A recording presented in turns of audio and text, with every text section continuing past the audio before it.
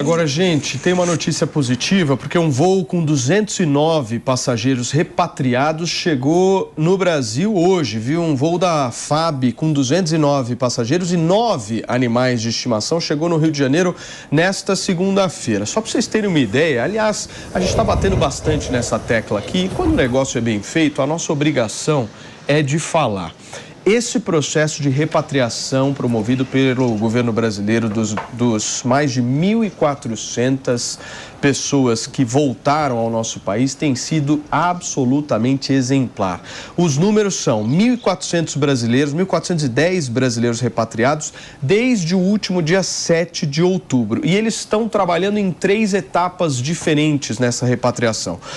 O resgate de brasileiros nas zonas de combate, ofertas de recursos e também a ajuda no processo de evacuação. Então, a informação que eu te trago é: acabou de chegar lá no Rio de Janeiro um voo com mais 209 passageiros e 9 animais de estimação. Meu querido Nelsinho Kobayashi. Essa foi uma das belas ações do governo já no dia seguinte, Paulinho. Foi no dia 8, quando o ministro da Defesa, José Múcio, com o comandante da Força Aérea Brasileira, se juntaram em coletiva já anunciando que enviariam aviões para repatriar os brasileiros que se interessassem no retorno ao Brasil. E naquele momento não havia sequer a logística muito bem definida. Eles já enviariam os aviões da Força Aérea Brasileira para a Itália, para ali, já mais próximo do território de Israel, estar de prontidão para quando fosse possível trazer os brasileiros. Então, de fato, é algo a se elogiar nesse governo, esse trabalho que tem sido exemplar, inclusive para outros países também. Muito bem. Pepe, quer falar? Não, concordo com o Nelsinho. Agora, queria colocar um ponto sobre a diplomacia. Apesar da diplomacia estar falhando atualmente em Israel e na faixa de Gaza, você vê como é que é impressionante o apoio que Israel está tendo do mundo todo, né?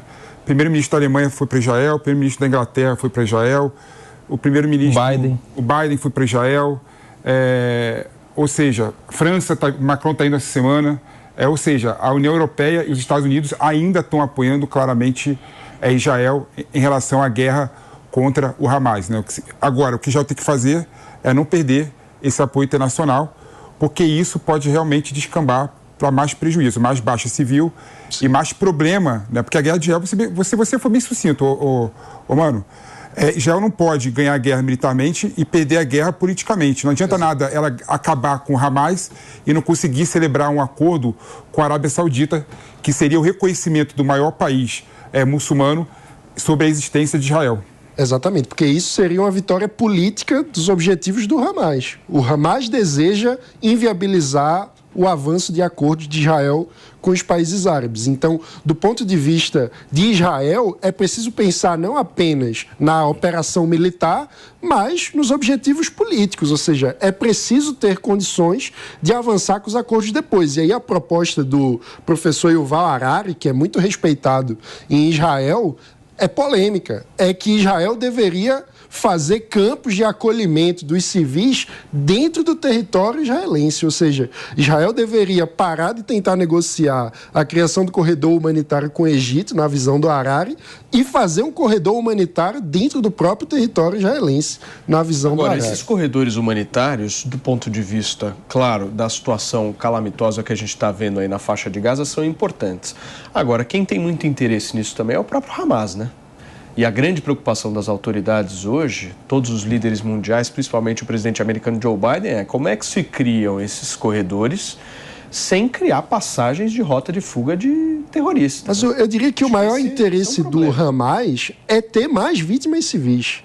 Porque do ponto de vista da narrativa, da propaganda do terrorismo, eles desejam ter civis mortos, eles desejam colocar Israel no papel da potência sanguinária que está fazendo um massacre humanitário. Então, eu acho que não é desejo do Hamas viabilizar os cordões humanitários, não. Até porque se os civis saírem, quem fica seriam os terroristas e aí seria muito fácil para Israel exterminar. Mas fala uma coisa, mas para o fundamentalismo islâmico, morrer em combate é a melhor coisa do mundo, né? A melhor coisa do mundo. O Hamas, teoricamente, o que ele quer ser morto pelas forças de Israel. Passagem para o paraíso. Passagem para o paraíso. Então por que é tão covarde? Né? Porque vai lá e se coloca na disputa. Coloca uma farda para identificar que é um combatente que vai morrer pela fé, morrer pela causa. Ele quer que Israel exacerba o combate dele, bate mais civil, para reforçar a propaganda. Ou seja, covardemente. A questão, sim, mas a questão muito maior e muito mais profunda do que essa que você está colocando aqui.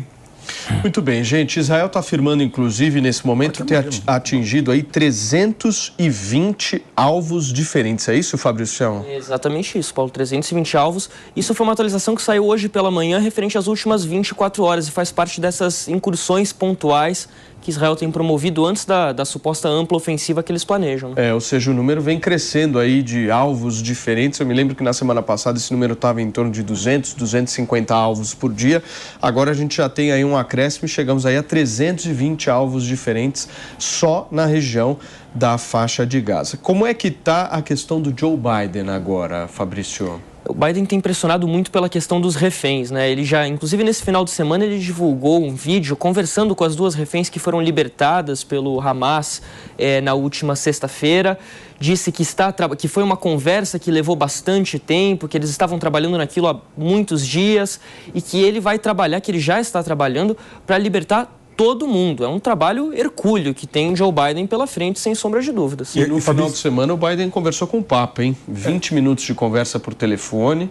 E tem um ponto importante, Paulinho, que o Fabrício colocou aqui, que o Biden tem falado que ele que está atrasando a operação terrestre porque ele quer primeiramente resgatar todos os reféns que estão na faixa de Gaza. Né? Exato. Pois é, o exército de Israel declarou na semana passada, na última sexta-feira, que a maioria dos reféns, na época eles tinham ali o balanço de 203 reféns, a maioria estava viva. Não se sabe ainda exatamente se todos eles continuam vivos, nessa maioria, qual seria a porcentagem de vivos, né?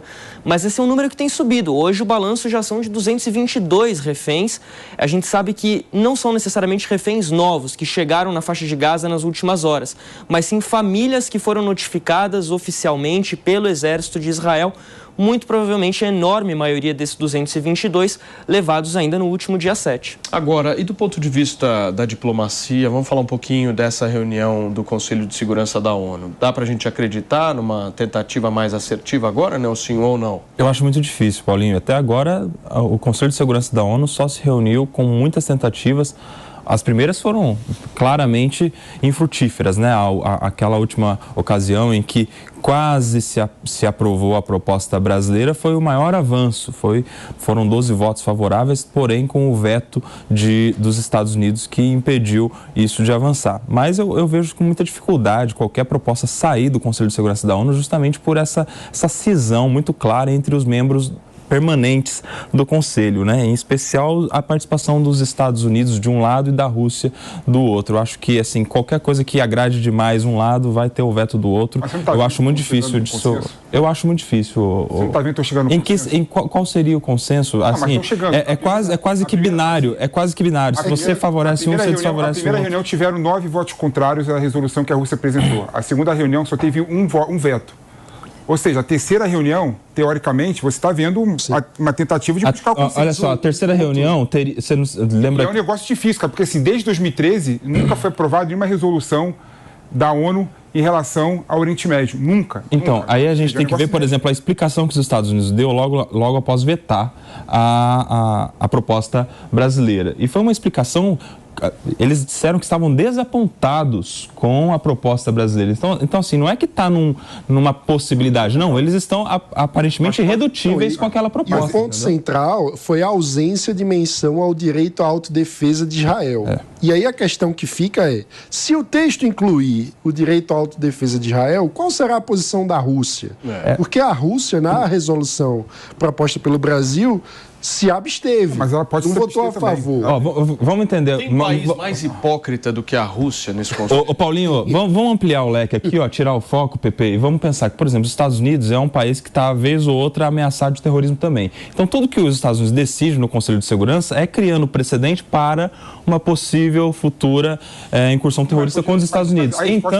Então, ele é claro que só vai aprovar se tiver direito à autodefesa, justamente para se precaver quando for a sua vez. Por Por outro lado, essa autodefesa não vai ser aceita pela Rússia porque a Rússia está entrando na Ucrânia. E aí, se eles aprovam a autodefesa de Israel, é como se estivesse endossando uma autodefesa ucraniana com o apoio, inclusive, da comunidade internacional. Ou seja, é quase que binário. Se agradar um, vai desagradar o outro e vai estar sempre o veto. Assim, você teria razão se não tivesse 3 opções em relação à resolução, à votação da resolução: aprovação, veto ou abstenção. Ou seja, os Estados Unidos poderiam se abster na votação. Isso não iria contra. Quando é uma questão muito importante, eles não vão se abster. Mas teoricamente eles fazem isso, né?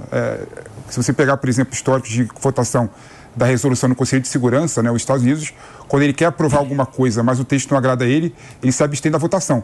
Inclusive, essa foi a solução que o Ian Bremmer, que é um cientista político americano, dono da Eurásia, né, uma das maiores empresas de análise de risco político do mundo, né, ele colocou. Ele falou que é um absurdo o voto que os Estados Unidos deu, porque pela justificativa dele, bastaria ele se abster da votação. É que a questão não é só criar o precedente da própria posição, é criar o precedente do Conselho de Segurança, o PP. Isso também é uma mensagem, um símbolo importante de que o Conselho de Segurança da ONU aprovou a autodefesa ou recusou a autodefesa, enfim. A resolução da ONU, da Conselho de Segurança da ONU, é uma resolução humanitária. Até porque a Rússia... É uma resolução que visa exatamente proteger os civis, visa abrir os corredores humanitários. Ou seja, não tem nada a ver com guerra. Até porque a Rússia, Pepe, não está muito preocupado com coerência. A gente está vendo isso aí na prática, nas manifestações. Isso é outro papo. Daí é papo. Mas está perdendo muito espaço esse Conselho de Segurança, né? Eu não acho. Eu acho que é o único espaço possível que os países têm para se reunir. Eu vejo, por exemplo, que o único espaço que eu vejo palestino, israelense, olhando um para o outro, conversando e dialogando. Pepe, eu acho que talvez isso não é pouco, Paulinho. Esse impasse do Conselho de Segurança talvez seja, inclusive, interesse das próprias nações, para que eles tenham mais liberdade de atuação nesse conflito. Porque no momento em que eles fecham questão dentro desse Conselho, eles se amarram. Será que é interesse dos Estados Unidos? Será que é interesse da Rússia? Será que é interesse da China se amarrar de alguma forma dentro desse Conselho numa posição única? Às vezes eles estão pensando num caminho diferente. Agora, uma informação importante de passar para vocês, gente, sobre essa questão da guerra é que um quarto brasileiro, segundo o próprio Itamaraty, foi tido como desaparecido no meio desses conflitos aí entre Israel e o Hamas. Nós estamos falando aqui do brasileiro Michel Nissenbaum, de 59 anos. A gente ainda não tem informação sobre a última vez que o Nissenbaum foi visto em público. E só para vocês entenderem a dimensão aí no que se refere a nós brasileiros, desde o início dessa confusão toda, 3 brasileiros foram identificados entre os mortos. A Carla Stelzer, de 42 anos, a Bruna Valeniano, de 24 anos, e o Hanani Glaser, também de 24 anos, esses 3 que estavam na festa bombardeada durante os ataques terroristas no último dia 7 de outubro. Mas a informação que a gente traz temos aí um quarto brasileiro, não foi identificado como morto, mas está desaparecido.